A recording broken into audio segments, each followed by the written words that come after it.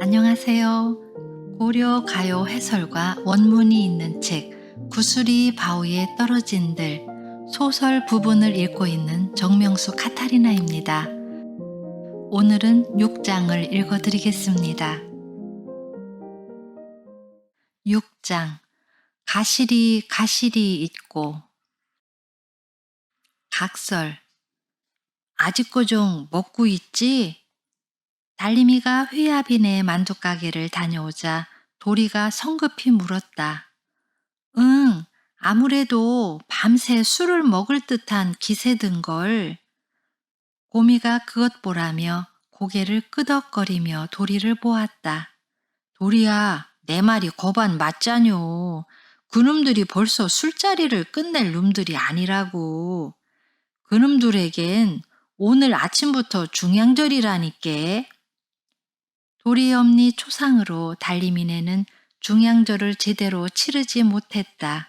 떡전거리 사람들도 중양절 명절을 보내지만 야단스럽지는 않았다. 한 동리에서 너니 내니 이웃하던 사람의 초상 끝에 치르는 명절이라서 모두들 불편한 모습이 역력했다. 그러나 회유아비와 몽고놈들은 아예 장사를 일찍이 작파하고 해걸음부터 여발한 듯이 술판을 벌렸다. 달림이는 언젠가 중양절에 도리네 만두가게에서 달림이 아버지와 도리 아버지가 함께 술을 마시다. 옛다 국화주는 약이니까 고미도 달림이도 한잔하거라 하며 국화주를 달림이와 고미 언니에게 한 잔씩 주던 생각이 새록하였다. 그러자 도리 아버지가 오, 이 사람 왜 지 아들만 위하나? 우리 아들은 빼고. 꽃님아, 도리야 이리 오너라. 옛다 니들은 2잔씩 먹어라. 라고 하여 웃던 기억이 났다. 몇 년 사이에 그 모든 게 변해버렸다. 그런 도리 아버지도 그때 잠잠히 옆에서 웃던 도리 엄니도 또 내 아버지도 거짓말처럼 이 세상에 없다. 달림이가 멍하니 이런 생각에 잠겨 있는데 고미가 툭 쳤다. 달림아, 달림아, 무슨 생각해요? 도리하고 나는 여기서 기다릴 테니 이제 망 안 봐도 돼. 집간 놈들이 밤이야 새겠니? 그러고 달림아, 바람도 시게 불고 날씨도 추우니 꽃님이 하고 우리 집으로 어여 가서 자라. 잉? 달림이가 고미의 말을 듣고도 엉거주춤 앉아있자 도리가 옆에서 등을 떠밀었다. 그래 달림아, 우덜이 알아서 할게. 걱정 말고 꽃님이 언니 좀 부탁해. 어이 들어가, 바람이 시다. 컹 컹 컹. 고미와 도리의 재촉에 달림이가 꽃님이를 데리고 나오는데 동이가 사립작으로 꼬리를 흔들며 짖었다. 들어선 것은 모가비 주기아 씨였다. 주기아 씨는 들어서며 동이에게 부침성 있게 인사말을 건네며 등을 쓰다듬어 준다. 도리, 자냐? 그래, 이 녀석 동이구나. 며칠 새에 부쩍 자란걸. 오셨시요. 달림이가 인사를 하자 주기아 씨는 밝게 답한다. 꽃님이하고 달림이 아니냐? 달림이도 마실 왔었나 보구나. 이제 가려고? 꽃님이도 달림이네 집에 가 자려나 보구나. 거 어두워. 우물둥치가 미끄러우니 조심해 지나가렴. 달림이는 다소곳이 대답했다. 야, 웬일인지 주기아 씨는 아버지처럼 기댈 만한 어른 같았다. 꽃님이 언니를 내려다보는 주기아 씨의 눈길은 한없이 깊어 보였다. 모가비 주기아 씨의 말은 늘 따뜻하였지만 굳센 힘이 그 속에 있었다. 주기아 씨가 방으로 들어가는 것을 보고서야 달림이는 꽃님이를 데리고 뒤돌아섰다. 콩, 콩, 콩. 동이는 그 사이 달림이와 가까워졌다. 이미 달림이와 꽃님이보다 서너 걸음 앞서 저만치 다름질 친다. 동이야, 같이 가자. 꽃님이 언니, 가자. 떡전 거리는 을씨년스러울 정도로 조용했다. 주기아 씨 말대로 우물둥치는 그새 얼어붙었는지 미끄러웠다. 꽃님이는 달림이의 팔짱을 꼭 끼고 씨암탉 걸음질을 쳤다. 달림이는 모가비 주기아 씨가 광대패의 모가비지만 참 사람이 다정하면서도 무섭다는 생각을 하였다. 도리가 아버지를 찾아 남쪽으로 간 얼마쯤이었다. 우물둥치에서 몽고 놈들이 달림이 물 항아리를 빼서 장난질을 쳤고 이를 본 모가비 주기아 씨가 그러지 말라고 눈짓으로 말렸다. 그러자 한 몽고놈이 모가비 주기아 씨에게 무어라 욕하며 주먹질을 하였다. 아니, 달림이는 주먹질까지만 보았고 그 다음에 그 몽고놈의 손은 주기아 씨에게 이미 반쯤 꺾여 엎어진 뒤였다. 동시에 달림이 물동이를 흔들어 대며 웃던 또 한 놈은 다리를 걷어차여 서너 걸음은 뒤로 나뒹굴었다. 그 일 이후로 몽고놈들이 달림이에게 장난질을 함부로 치지 못한다. 모가비가 되기 전에 주기아 씨는 광대패에선 드물게 칼을 잘 던지는 고수였고 수박을 잘한다는 말도 수세의 아버지에겐가 들었다. 태어나기도 전 일이지만 주기아 씨의 얼굴에 난 상처는 떡전 거리에 광대패로 들어와 있을 때 대방과 싸워 난 것이라 하였다.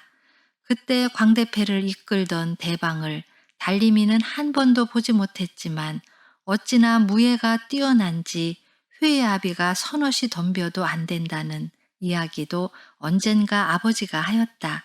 여하튼 주기아 씨와 다툰 그 이듬해부터 그 대방은 이 떡전 거리에 다시는 나타나지 않는다고 한다.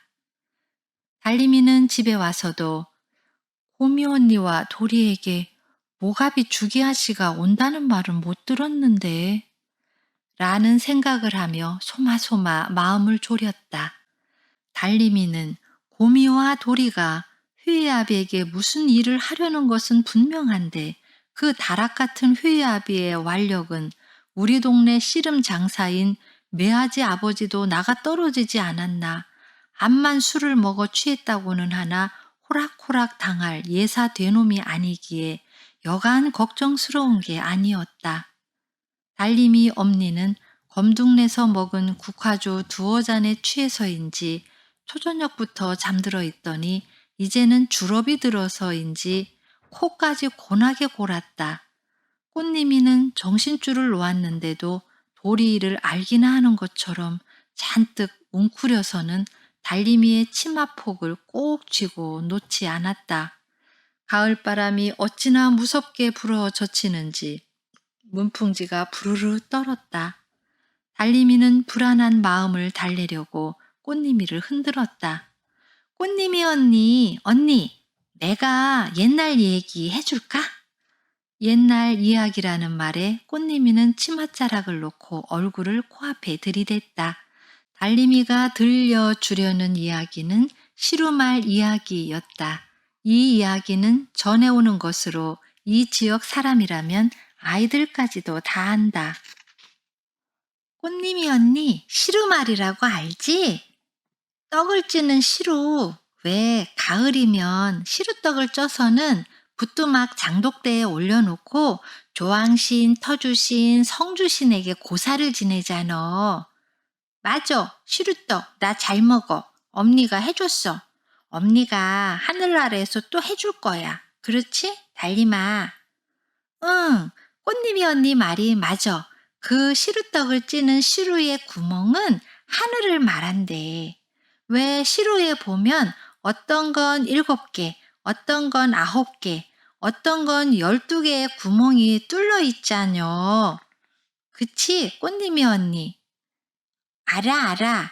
그게 하늘을 말하는 거요. 엄니에게 들었어. 맞아, 꽃님이 언니. 이 시루말 얘기인데 지금부터 할 테니 잘 들어봐. 옛날에 옛날에 저 하늘에 천하궁이 있었는데 거기에 당칠성이란 멋있는 사내가 살았대. 근데 이 당칠성이 하늘에서 내려와 지하궁에 사는 매화 부인을 사랑했걸랑. 그래서 달림이는 꽃님이 언니가 정신줄을 아예 놓기 전에도 얘기 듣는 것을 참 좋아했지만 여전히 이야기만은 알아듣는 게 참 이상했다. 그래서 매일 밤 당칠성이 내려와 자고 갔더니 글쎄 매화 부인이 아이를 가졌고 아들 홍제를 낳았다지 뭐야. 큰아들은 선문이고 작은아들은 후문이라 이름을 지었대. 그런데 당칠성이는 잠만 자고 하늘로 올라간 거야. 그러니까 설라문에 애들이 선문이하고 후문이에게 아버지 없는 자식이라고 놀려댔지 뭐야. 망해다, 망해다.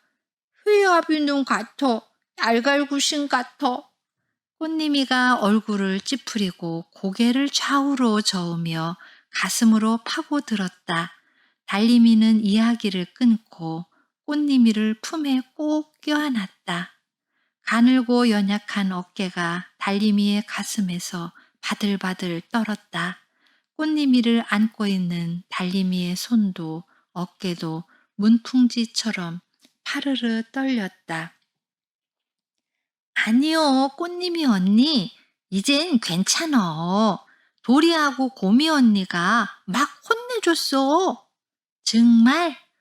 그럼, 이젠 다시 이야기해도 되지? 응.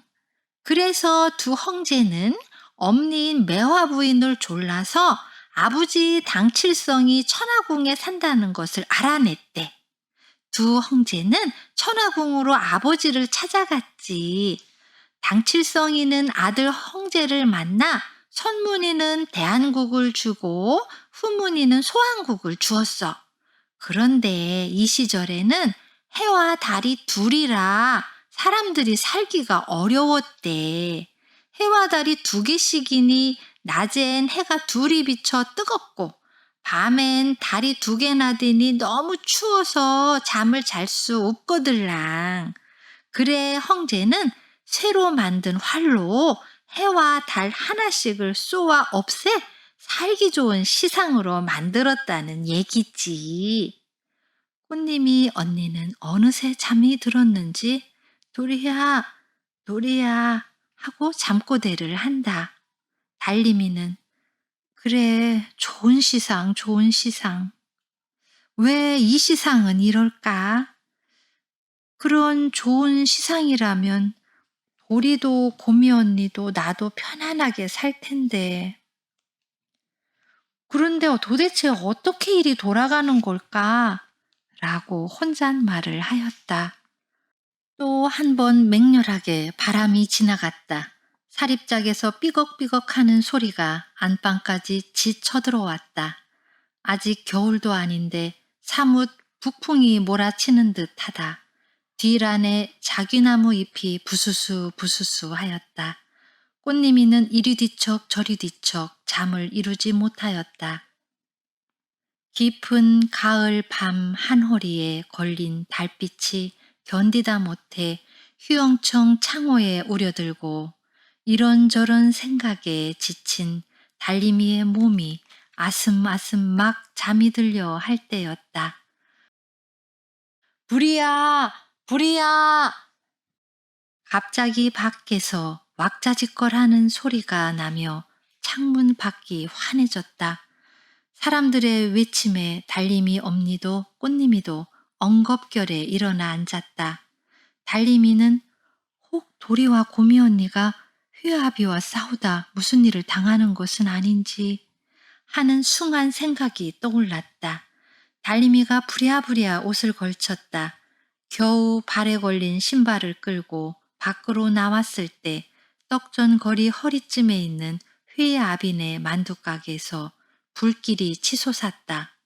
달림이가 우물둥치를 지나 만두가게 앞까지 한 걸음에 달려오니 도리가 저만치 보였다. 그 옆에는 고미도 팔짱을 끼고 서 있었다. 마을 사람들도 모두 나왔다. 모가비 주기아 씨는 불길이 치오르는 맨 앞에 서 있고 광대패 역시 저쪽 뒤에 서서 불길을 쳐다보고 있었다. 달리미는 불길의 일렁이는 주기아 씨의 눈가에 반짝하고 물별이 뜬 것을 보았다.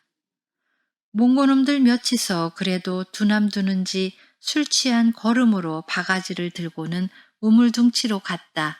저번에 우물둥치에서 달리미를 놀리다 모가비 주기아 씨에게 얻어맞은 몽고놈도 보였다. 그러나 사람들은 아무도 불을 끄려 하지 않았다. 누군가 휘아비가 술에 취해 못 나오나 보군. 천보를 받는 거요. 천보를. 하자 도야지 아버지가 천벌이고 말고 하늘이 하늘 구실을 하는 건데 불을 왜 꺼? 그렇게 못된 짓을 제 머리털만큼이나 해대더니 라며 침을 캬 뱉었다. 바람이 워낙 세어 이미 온 동네 사람이 힘을 합해도 불길을 잡을 수 없게 되었다. 거센 불길은 둘러선 사람들 얼굴까지 발갛게 물들여 놓았다. 몽고놈 두엇이 바가지에 물을 떠와 끼얹고 사람들에게 물! 하였으나 그도 그뿐이었다. 아무도 거들어주는 사람이 없자 머무적 거리더니 구경꾼들 틈에 섞였다. 잠시 후 만두 가게 왼쪽이 무너져 내리며 불꽃이 확 일더니 반딧불처럼 하늘에 불꽃 술을 놓고는 검은 하늘로 사라졌다. 휘아비의 만두가게와 붙어있는 몽고놈의 집도 이미 반이 타들어갔다. 일을 이렇게 돌아가자 몽고놈들은 비칠비칠 사람들 사이를 빠져나와 땅 바닥에 털썩 주저앉았다. 주먹을 꽉 쥐고 고미와 서서 이 광경을 바라보는 도리의 얼굴에도 불기운이 비쳐서인지 붉게 이글거렸다. 달리미는 갑자기 도리가 큼지막한 바위처럼 느껴졌다. 달리미는 무엇보다 도리와 고미가 무사하여 마음을 쓸어내렸다. 만두가게 불길이 반 넘어 사그라질 때쯤 고미가 소매를 당겼다. 달리마, 엄니 꽃님이도 그만 들어가자. 지놈이 하도 망할 짓을 했었으리 죽어 마땅하지. 도리야, 니도 오늘은 우리 집에서 자자. 달리미는 그제야 엄니가 꽃님이 언니를 데리고 나와 옆에 서 있는 것을 보았다. 주기아 씨는 어느새 보이지 않았다. 참 무서운 밤이었지만 달리미는 그날 밤 차가운 가을바람이 따뜻한 봄 햇살같이 느껴졌다. 고미와 도리는 회의아비에 대해 한마디도 말하지 않았고 달림이 역시 물어보지 않았다. 다음 날 읍성에서 조사차 두어 사람이 나왔으나 회의아비가 술에 취해 등잔불을 켜놓고 잠을 자다 발로 차 그런 변을 당한 게 맞을 거라는 소문만 듣고 갔다. 그렇게 그해 가을이 노랑, 파랑, 빨강 꽃비가 떨어지듯이 갔다. 겨울을 맞고 지내고 고양이 같은 새 봄이 왔고 여기저기 새싹이 돋더니 제비꽃이 폈다. 제비꽃은 제비보다 먼저 와 제비보다 먼저 지는 꽤 슬픈 꽃이다. 이제 보릿고개가 시작됨을 알리는 꽃이요. 그렇기에 북방에 굶주린 오랑캐가 양식을 찾으러 쳐들어옴을 알리는 꽃이기도 했다. 꽃의 뒷모양은 꼭 머리태를 들이운 오랑캐의 뒷머리와도 같다.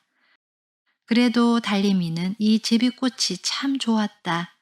귀족들의 정원에는 모란 꽃이 그득하다고 하지만 노랑 보라의 제비꽃은 땅에 착 엎드려 있는 게 꼭 백정들의 삶 같아서인지 봄이면 달림이 눈길을 늘 야무지게 뺏어댔다.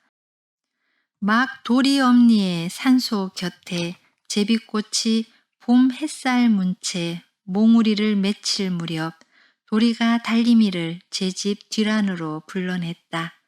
달림이는 깍지 손을 하고 반쯤 외면하며 울타리 선만 보았다. 도리는 그런 달림이를 흠칫흠칫 보며 몇 번이나 입만만 쩍쩍 다셨다. 그렇게 한참이나 입만 달싹이고 뜸을 두어 번이나 들이더니 말문을 열었다. 달림아, 나 석영 좀 댕겨올 거요. 그러더니 도리는 달림이 손을 잡아당겨 뜬금없이 댕기 둘을 쥐어준다.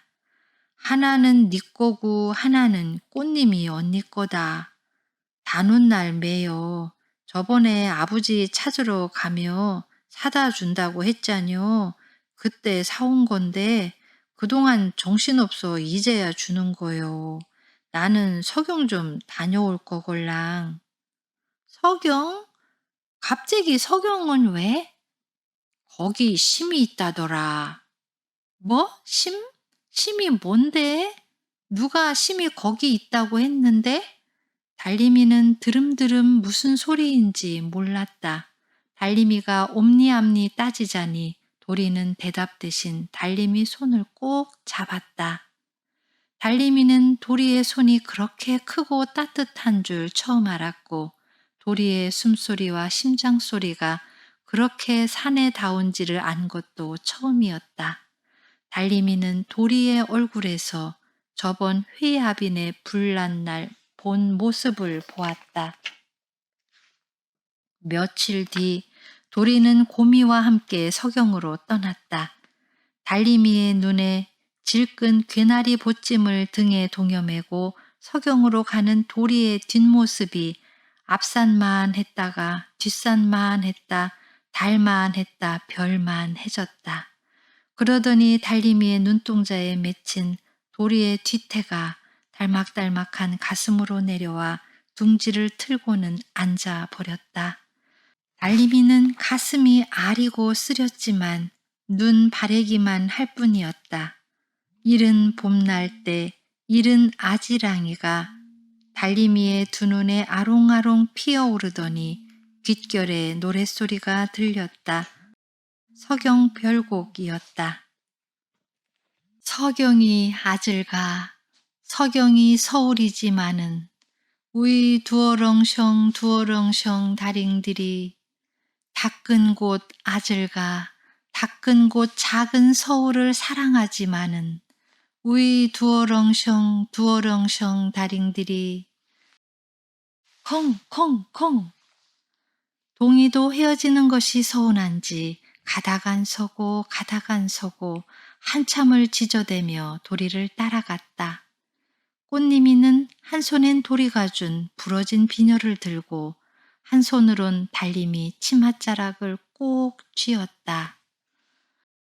가시리 가시리 있고 나난 발이고 가시리 있고 나난 우이 증질가 태평성대 날러는 어찌 살라 하고 발이고 가시리 있고 나난 우이 증질가 태평성대 잡사와 두어리만한 선하면 아니올세라 우이 증질가 태평성대 셔론님 보내암노니 나난 가시는 듯 도셔 오쇼셔 나난 우이 증질가 태평성대 가시리.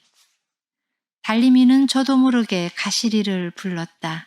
석영 별곡과 가시리, 누구나 이별을 할 때 부르는 노래였다. 이별은 이별이기에 슬프지만 결코 절망은 아니라고 달림이는 입술을 자긋이 깨물었다. 백정들은 가는 사람도 보내는 사람도 이 노래를 부르고 보내고 이 노래를 부르며 떠났다. 떠나고 보내지만 다시 만날 것을 이미 알고 있는 노래요. 삶이 자신들의 몸을 스쳐갈 때면 부르는 노래이기도 하였다.